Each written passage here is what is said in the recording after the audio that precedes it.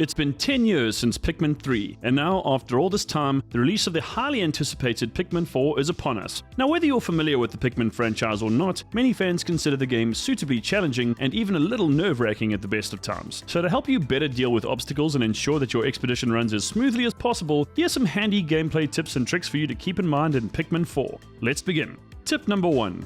Don't panic. While this advice may sound obvious and something you should probably apply in virtually every aspect of your life, it's actually something you need to keep in mind in as much as possible in Pikmin 4. There's a lot you need to consider when playing, and something most of you are likely to hyperfixate on, especially if you're new to the Pikmin experience, is the timer located in the upper left corner of your HUD. A core aspect of Pikmin's gameplay is time management, so it's only natural that you're going to want to keep your eye on the timer as it tells you how much longer you have until you and your Pikmin need to return to base. Any Pikmin that fail to get back before sundown will be lost, which is definitely something you want to avoid, so it's completely understandable if this is something that stresses you out. The first thing to keep in mind here is that when you enter a cave in Pikmin 4, the timer disappears, so you can basically take as long as you want when exploring and extracting Sparklium when not on the surface. Of course, when you do come back up, the timer will be there once again, but there really isn't any need to panic at any point in the game. It's also totally fine if you don't manage to get everything you want to get done in a single day, so if you find yourself playing a little more on the careful or conservative side, within reason of course, you shouldn't really run into too much trouble. If time management isn't your forte, then that's actually even more reason to play Pikmin 4, since it should help you budget time accordingly and think more strategically, and there's absolutely nothing wrong with that.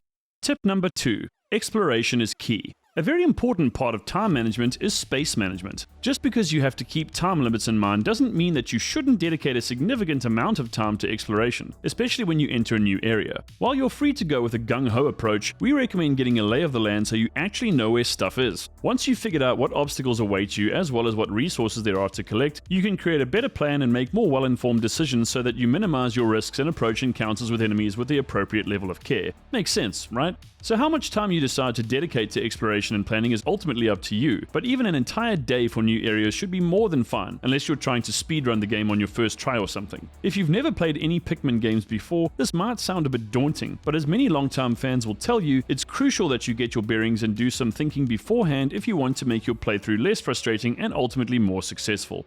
Tip number 3. Know your Pikmin. Your Pikmin are your friends and faithful, unquestioning servants that will give their lives to protect you. It's important that you keep them safe and know what they're best at as well as what they're not so good at. For example, red Pikmin deal more damage than other types and are able to walk through fire unscathed. However, as you can imagine, water is their biggest weakness. In fact, just about every Pikmin, with the notable exception of blue Pikmin, are not good with water, so where possible, avoid this at all costs. While having more Pikmin at your disposal is definitely a big help, it's hardly the only mechanic you'll need to master if you want to succeed in your campaign. Simply put, you'll need to pick the right Pikmin for the job and delegate certain tasks to different Pikmin types. Just give a little thought to what creatures and obstacles you encounter in your journey, analyze their characteristics, and select Pikmin based on the task or tasks at hand. This is obviously easier said than done, so don't kick yourself if you make some mistakes. It's part of the learning process, I'm afraid. Also bear in mind that each Pikmin has 3 different stages in their life cycle, namely leaf, bud, and flower. Each stage is stronger than the last, so you'll need to level up your Pikmin so you can deal with more threatening enemies and more complex tasks. This process can be done gradually over time or by getting your Pikmin to drink nectar, which is obtained from different sources that you'll find while exploring. Make the most of any nectar you find, as it'll only be of benefit to you and your Pikmin.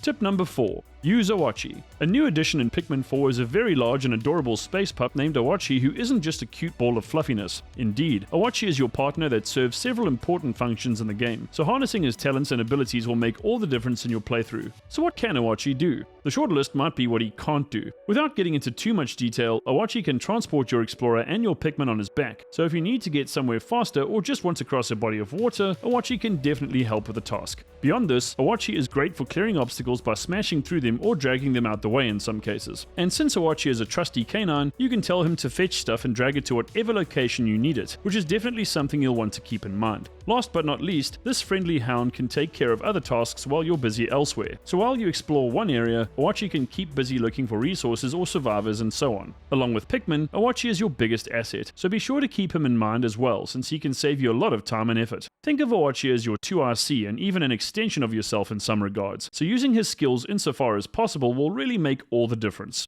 Tip number 5. Spam dem rock Pikmin. If you find that combat is particularly demanding or time-consuming, making liberal use of rock Pikmin should help cut down that required time to defeat enemies by a fair margin. Naturally, this isn't a hard and fast rule, but since rock Pikmin are essentially unbreakable, you can hurl them at even the largest foes without fear of them dying, or at least being crushed at any rate. Again, different Pikmin are suited for different tasks, and to this end, different combinations of Pikmin are more effective in certain situations than others. In other words, if you really want to make your rock Pikmin attacks even more effective, combining them with other Pikmin types such as red or ice Pikmin is a pretty nice approach. Just saying. Tip number 6. Try and try again. There's a strong chance that you'll make at least some blunders when playing Pikmin 4, and even if you're an experienced player, you may misread a situation or simply have a spell of good old-fashioned bad luck. If you mess up a day, don't feel bad or discouraged to start it from scratch and give it another go. From what I've read on forums, this is very much common practice in the Pikmin community, so it's something you might need to do on more than one occasion. I've played some very difficult games and had to restart levels from scratch more than once until I got it right, and I know many of you have done the same. So unless you're a real hardcore Pikmin veteran, there really isn't any reason to get upset if you have to start afresh. And if starting a day from scratch is unacceptable to you, then you'll be happy to know that Pikmin 4 now has a time rewind feature that will allow you to revert to one of several game states prior to your unfortunate blunder or miscalculation. In a sense, this does kinda mean that Pikmin 4 has autosaves, which some fans have said detracts from the experience, but personally I'm a bit on the fence about it. On one hand, it might make the experience too easy for players, meaning that players who would otherwise have to simply grin and bear it kinda get an easy way out. But on the other, it's definitely something that should make the game easier and more accessible for new and younger fans. Ultimately, I don't bemoan it since it's an optional feature, so if you don't want to use it, you don't have to. It's as simple as that. Moreover, time rewind doesn't fix the problem. It just shortens your proximity to it, so you'll still have to figure it out one way or another, and even this can be frustrating in some cases. Tip number 7. Reel them in. While some people might thrive in chaos, you're going to want to keep your Pikmin in line every now and then. Once Pikmin have completed a given task, they'll simply stand in place until you issue a new command. This can obviously make things feel a little unorganized, so if you want to rally your tiny troops to your side and make sure they're safe by performing a head count, just blow your whistle and they'll immediately make their way over to you as soon as possible. If you want to minimize or even prevent losses, using this simple action will go a very, very long way. Be sure to use this when you feel it's necessary and get used to using it if you want to run a tight ship. And speaking of ships, you'll be pleased to know that there are multiple landing zones for your ship, the SS Beagle, located in each of the different areas you'll get to explore. Once you've found one of these zones, you'll be able to land your ship there, meaning you won't need nearly as much time to make your way back to base with your Pikmin. Again, this might not seem like that big of a deal at first, but just being closer to your ship means you can dedicate more time to exploration, managing your Pikmin, and dealing with nasty creatures. And finally, tip number 8, your map is your friend. This kinda ties into the tip about exploration, but knowing how to use your map and what different icons and symbols stand for is undeniably important. While it would be great if you could travel in a straight line from your immediate location to another point on the map, the chances of being able to do that are extremely low. In other words, you'll have to plot a course and consider what's in your path if you want to reach your destination with all, or most, of your Pikmin intact. As with maps and other games, you can zoom in and out and orientate the map accordingly if you want to get a better perspective. Everything is obviously represented from a bird's eye view, so feel free to switch between your in-game view and the map view as often as you need to stay on course. In adventure games like Pikmin 4, there's no real way to understate the importance of good navigation. If you combine this tip with tip number 2, you should become an expert planner in no time at all. And so here ends our guide to the best gameplay tips and tricks there are for Pikmin 4. What did you think of our advice? Is this all solid stuff for players to keep in mind? Or do you have some better tips to share? Let us know in the comments. Be sure to hit that like button and subscribe to the channel for more awesome gaming, VR and tech content. From me and the crew here at Metasquad, thanks for watching and I'll see you in the next video. Later!